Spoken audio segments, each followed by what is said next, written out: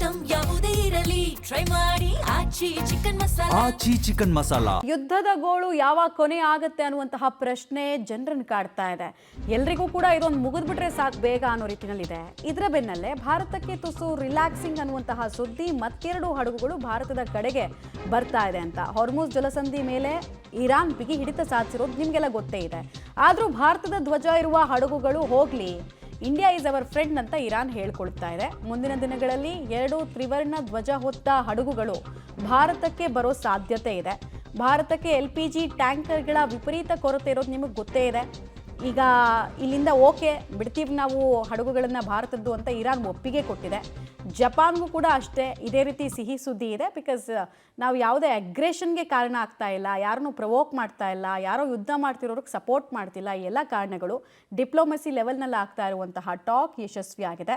ನೋಡಿ, 2 ಹಡಗು 4 ದಿನ 5 ದಿನ ಬಿಟ್ಟು ಬಂದರೆ ಪ್ರಯೋಜನ ಇಲ್ಲ. ಒಂದು ವಾರಕ್ಕೆ ಏನಿಲ್ಲ ಅಂದರೂ 8 ರಿಂದ 10 ಹಡಗುಗಳು ಮಿನಿಮಮ್ ಬೇಕಾಗತ್ತೆ ಭಾರತದ LPG ಅಗತ್ಯತೆಗಳನ್ನು ಪೂರೈಸೋದಕ್ಕೆ. ತಿಂಗಳಿಗೆ 28 ರಿಂದ 29 ಹಡಗುಗಳು, 28 ರಿಂದ 29 ಟ್ಯಾಂಕರ್ಗಳು ಬರಬೇಕು.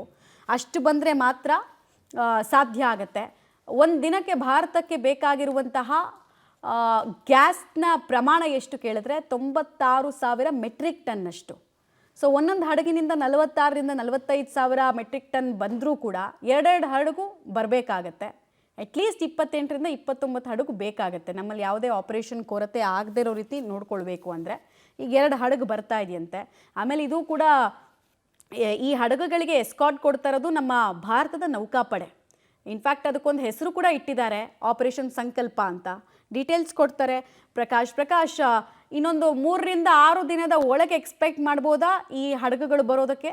ಯಾವ ಬಂದರಿಗೆ ಬಂದು ಸೇರಬಹುದು? ಅಹಮದಾಬಾದ ಅಥವಾ ಮುಂಬೈನ, ಮಂಗಳೂರ, ಯಾವುದು ಅಂತ? ಯಾವ ಬಂದರಿಗೆ ಬಂದು ರೀಚ್ ಆಗುತ್ತೆ ಅನ್ನೋಂಥದ್ರ ಬಗ್ಗೆ ಅಧಿಕೃತವಾಗಿ ಇನ್ನೂ ಕೂಡ ಮಾಹಿತಿ ಲಭ್ಯವಾಗಿಲ್ಲ. ಆದ್ರೆ ಹಾರ್ಮುಜ್ ಜಲಸಂಧಿಯಲ್ಲಿ ಸುಮಾರು 22 ಹಡಗುಗಳು, ತೈಲವನ್ನ ಹೊತ್ತು ತರುವಂತಹ ಹಡಗುಗಳು ಅಲ್ಲೇ ಲಾಕ್ ಆಗಿದ್ದು, ಅಲ್ಲಿಂದ ಆ ಮಾರ್ಗಕ್ಕೂ ಕೂಡ ಲಾಕ್ ಮಾಡಲಾಗಿತ್ತು. ಸೊ ಹಾಗಾಗಿ ಅಲ್ಲೇ ಉಳಿದುಕೊಂಡಿದ್ದು. ಇದೀಗ ಭಾರತದ 2 ತೈಲ ಹೊತ್ತಂತಹ ನೌಕೆಗಳು ಬರುತ್ತೆ. ಸೊ ಅದು ಯಾವ ಬಂದರಿಗೆ ಬಂದು ತಲುಪುತ್ತೆ ಮತ್ತೆ ಎಷ್ಟು ಪ್ರಮಾಣದಲ್ಲಿ ಅದು ತೈಲವನ್ನ ತರುತ್ತೆ ಅನ್ನುವಂಥದ್ರ ಬಗ್ಗೆ ಇನ್ನೂ ಕೂಡ ಅಧಿಕೃತವಾಗಿ ಕೂಡ ಮಾಹಿತಿಯನ್ನ ಲಭ್ಯವಾಗಿಲ್ಲ. ಮತ್ತೆ ಯಾವ ಶಿಪ್ಗಳು ಬರ್ತಾ ಇದೆ ಅನ್ನುವಂಥದ್ರ ಬಗ್ಗೆ ಕೂಡ ಅಧಿಕೃತ ಮಾಹಿತಿ ಇಲ್ಲ. ಆದ್ರೆ ಹಾರ್ಮುಜ್ ಜಲಸಂಧಿಯಲ್ಲಿ ಲಾಕ್ ಆದಂತಹ ಈಗ ಈ ಹಡಗುಗಳು 2 ಹಡಗುಗಳು, ಅದರಲ್ಲೂ ಕೂಡ ಭಾರತದ್ದು. ಸೊ ಆ 2 ಹಡಗುಗಳು ಕೂಡ ಈಗ ಭಾರತಕ್ಕೆ ಬರ್ತಾ ಇದೆ. ಸೊ ಆ ಒಂದು ಸಂಚಾರವನ್ನ ಮುಕ್ತ ಮಾಡಲಾಗಿದೆ ಭಾರತದ ಹಡಗುಗಳನ್ನ ಕಳಿಸ್ಕೊಡೋದಕ್ಕೆ. ಸೊ ಈ ನಿಟ್ಟಿನಲ್ಲಿ ಭಾರತದಲ್ಲಿ ಈಗೇನು ತೈಲದ ಅಭಾವ ತೀವ್ರ ಗತಿಯಲ್ಲಿ ಏರಿಕೆಯಾಗಿತ್ತು. ಆದ್ರೆ ಈ 2 ಹಡಗುಗಳಿಂದ ಕೊಂಚ ಮಟ್ಟಿಗೆ ತಾತ್ಕಾಲಿಕವಾಗಿ ಒಂದಿಷ್ಟು ರಿಲೀಫ್ ಅನ್ನ ಪಡಿಬಹುದು.